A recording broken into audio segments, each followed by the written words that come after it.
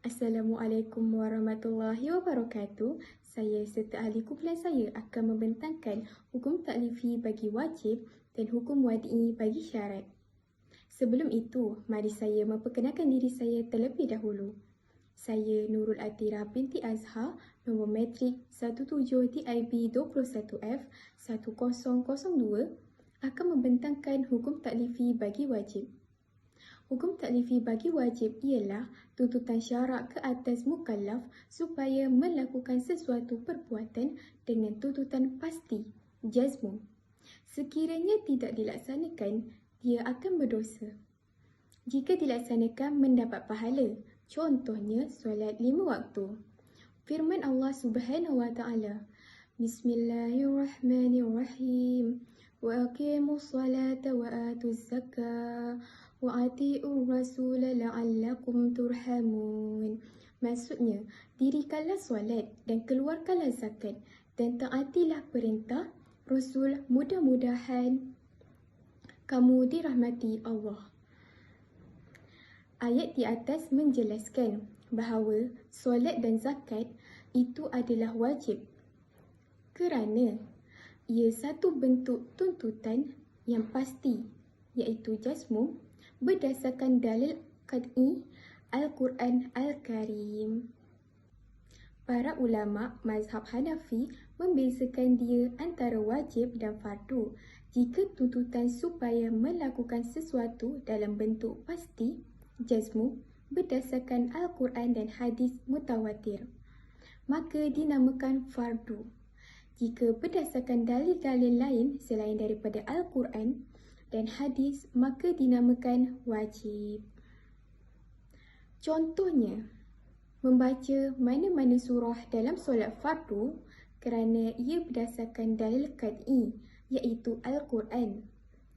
Sementara membaca surah Al-Fatihah pula adalah wajib kerana ia berdasarkan dalil yang zani, iaitu hadis ahad. Seterusnya, saya Amir Syazah binti Ma'awal, 17 IB 21F 1060. Hukum taklifi mengandungi 5 hukum. Yang pertama, wajib, haram, makruh, harus dan sunat. Maksud hukum wajib. Wajib ialah satu perbuatan yang dituntut oleh syarah kepada orang-orang mukallaf untuk mengerjakannya sebagai tuntutan yang mesti dikerjakan. Tuntutan itu adalah tuntutan yang putus berdasarkan dalil zani yang kesamaran padanya. Contoh, melaksanakan solat, zakat, berpuasa dan mengerjakan ibadah haji kepada mereka yang mampu melaksanakannya. Ayat Surah Ali Imran ayat 97. Dan Allah mewajibkan manusia mengerjakan ibadah haji dengan mengunjungi Baitullah Kaabah, iaitu sesiapa yang mampu dan kuasa untuk sampai kepadanya. Seterusnya ialah contoh-contoh hukum wajib. Yang pertama ialah wajib ain, iaitu kewajipan ke atas setiap individu, contohnya solat dan puasa. Yang kedua ialah wajib kifayah, iaitu suatu yang wajib dilakukan oleh sebahagian golongan masyarakat untuk menjaga kepentingan umat Islam. Jika tiada orang yang melakukannya, maka golongan masyarakat tersebut akan mendapat dosa. Yang ketiga ialah wajib mutlak, iaitu kewajipan yang tidak ditentukan waktu pelaksanaannya. Contohnya, mengkodokkan solat dan mengkodokkan puasa wajib. Yang keempat ialah wajib muakkad, iaitu kewajipan yang telah ditentukan waktu pelaksanaannya. Contohnya, solat fardu dan solat Jumaat. Yang kelima ialah wajib muhaddad, iaitu kewajipan yang sudah ditentukan oleh Allah Subhanahu Wa Ta'ala, jumlah dan ukurannya. Contohnya, ukuran zakat, binatang ternakan dan harta dagangan. Yang keenam ialah wajib ghairu muhaddad muannah, iaitu kewajipan yang tidak ditentukan oleh Allah Subhanahu Wa Ta'ala, jumlah dan ukurannya. Contohnya adalah infak. Seterusnya ialah pengertian hukum wadi. Hukum wadi adalah firman Allah yang menuntut menjadikan sesuatu sebagai sebab, syarat, atau menjadi penghalang. Di dalam ilmu hukum ia akan disebut sebagai pertimbangan hukum. Ia boleh disebut berbentuk ketentuan yang ditetapkan sebagai sesuatu yang berkaitan dengan hukum taklifi atau akibat dari pelaksanaan hukum taklifi. Terdapat 7 hukum wad'i.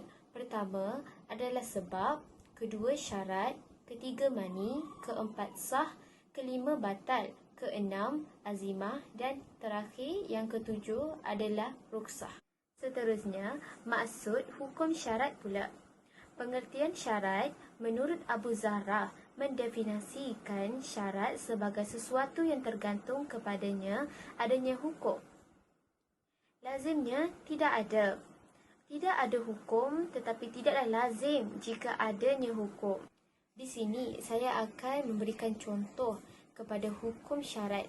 Sebagai contoh, wali dalam perkahwinan menurut jumhur ulama adalah syarat. Dengan tidak adanya wali, maka tidak sah sesuatu perkahwinan. Jika adanya wali, tidak semestinya sah kerana masih ada lagi syarat-syarat yang perlu diikuti. Sebagai contoh, akad dan sebagainya. Syarat itu ada 3. Yang pertama, syarat akli, seperti kehidupan menjadi syarat untuk mengetahui adanya faham, menjadi syarat untuk adanya taklif atau beban hukum. Yang kedua, syarat aqdi, artinya berdasarkan atas kebiasaan yang berlaku. Contohnya seperti bersatunya api dengan bara yang dapat terbakar menjadi syarat berlangsungnya kebakaran. Yang ketiga, syarat syar'i, iaitu syarat berdasarkan penetapan syarak seperti sucinya badan menjadi syarat untuk solat. Syarat dari segi hubungannya dengan masyrut. Syarat yang kembali pada hukum taklif, baik disuruh melakukannya atau dilarang melakukannya. Contoh, syarat sucinya badan untuk solat. Dilarang adanya suami sementara muhallil menjadi syarat bolehnya suami kembali kepada isterinya yang telah ditalak 3. Syarat ini jelas adanya kesengajaan dari syar'i. Syarat yang kembali pada hukum wad'i seperti haul menjadi syarat bagi kewajipan zakat. Syarat ini tidak ada kesengajaan bagi syar'i untuk menghasilkannya ditinjau dari segi keberadaannya sebagai syarat. Seterusnya saya Nurul Atira binti Azhar, nombor metrik 17 DIB 21F1002 akan membentangkan syarat syariah. Syarat syariah iaitu syarat-syarat yang ditetapkan Allah untuk terjadinya sebab atau terjadinya musabab. Syarat jaliah iaitu syarat-syarat yang diperbolehkan oleh syar'i. Syarat jaliah merupakan perbuatan mukallaf yang dibolehkan syar'i terbahagi kepada 2, iaitu syarat berhubungan dengan adanya akad. Syarat ini merupakan sebagai pelengkap bagi sebab. Yang kedua, syarat yang melengkapi musabab, iaitu syarat yang beriringan dengan akad sehingga menyebabkan kelazimannya atau mengekalkan kelaziman itu. Sekian sahaja daripada kami. Syukran.